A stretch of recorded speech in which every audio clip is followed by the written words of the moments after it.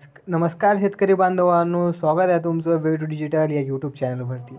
बघा मित्रांनो, आता आपले माणिकराव कोकाटे साहेब विधानसभेमध्ये जंगली रमी घेऊन महाराष्ट्राचा कर्ज माफ करणार आहेत। तुम्ही तर बघितलंच असेल, ते खूप व्हायरल झालेली क्लिप आहे की आपले माणिकराव कोकाटे साहेब आले आणि ते मस्त विधानसभेमध्ये जंगली रमी खेळत होते आणि महाराष्ट्र शेतकऱ्यांचे जो आपण म्हणतो कर्ज माफ करा, तर त्यांच्यावर ते काही गोष्टच करत नाही। या कानातून ऐकतात, या कानातून सोडून देतात। जसं काय नडी फुंकली सोनारे आणि इकडून तिकडून गेले वारे, असे कामं करतात ते। आपण किती बोंबाबोंब करा त्याच्या पुढे, परंतु आपली गोष्ट कोणी कानावर घेत नाही। ते म्हणतात ना, गाढवा पुढे वाचली गीता आणि रातचा गोंधळ बरा होता। असे कामं सध्या महाराष्ट्रात चालू आहेत जागोजागी। तरीसुद्धा आपल्याला एक आशा लागलेली आहे की आपलं कर्ज माफ होणार आणि 100% ते होणार, परंतु ते आता तर नाही, येणाऱ्या 5 वर्षाच्या पिरियडमध्ये आपलं कर्ज माफ होण्याची पूर्ण शक्यता आहे। कसं आहे मित्रांनो, पुन्हा जर का जेव्हा चुनाव येणार की ज्यावेळेस निवडणुका येतील, त्यावेळेस काय होणार की महाराष्ट्रामध्ये सरकार पुन्हा स्थापित करण्यासाठी काही ना काही हतियार म्हणून कर्जमाफीचा उपयोग केला जाणार आहे।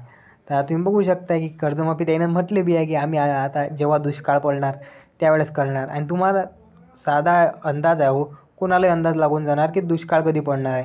बरोबर ज्यावेळेस चुनाव संपणार आहे, ज्यावेळेस तुमचा कार्यकाल संपणार आहे, त्या वर्षी चुनाव म्हणजे त्याच वर्षी दुष्काळ पडणार आहे महाराष्ट्रात।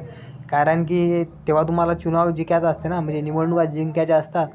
त्यामुळे काय होते, तुम्ही एक शेतकऱ्यांना लॉलीपॉप देसान आणि तुमची सरकार पुन्हा स्थापन करसान आणि पुन्हा शेतकऱ्यांना लुटसान। तर माझं तुम्हाला खरं एकच मत आहे, जर का तुम्हाला खरं वाटत असेल की हे सरकार लायकीचं आहे, तर तुम्ही मतदान द्या। तुमचं अमूल्य मतदान कोणालाही देऊ नका।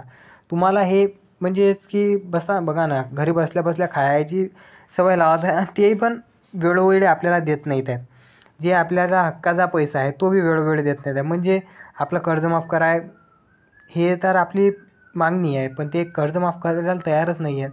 आपले जे PMचे पैसे आहेत, नमोचे पैसे आहेत, हे सुद्धा टायमावर आपल्या खात्यात येत नाहीत आहेत, कारण की त्यांनाही डिले होत आहेत। तर हे अशा कशा योजना आहेत, तुम्ही आम्हाला याच्या नावावर चिवत्या बनवून राहिले, आमचे मतं घेऊ राहिले आणि विकासाची कामं ठप्प पडून ठेवलेली आहेत। मानलं की विकासाची कामं देखील करायला लागतात, परंतु जर का शेतकऱ्याचा विकास होणार तर तुमच्या देशाचाही विकास आपल्यापच होणार। जर का तुम्हाला माझ्या गोष्टीची जर का तुम्ही सहमत असाल, तर खालील सबस्क्राईब बटनला सबस्क्राईब करून ठेवा, लाईक करा, शेअर करा। भेटूया पुन्हा अशाच एका नवीन व्हिडिओमध्ये। तोपर्यंत जय हिंद, जय महाराष्ट्र।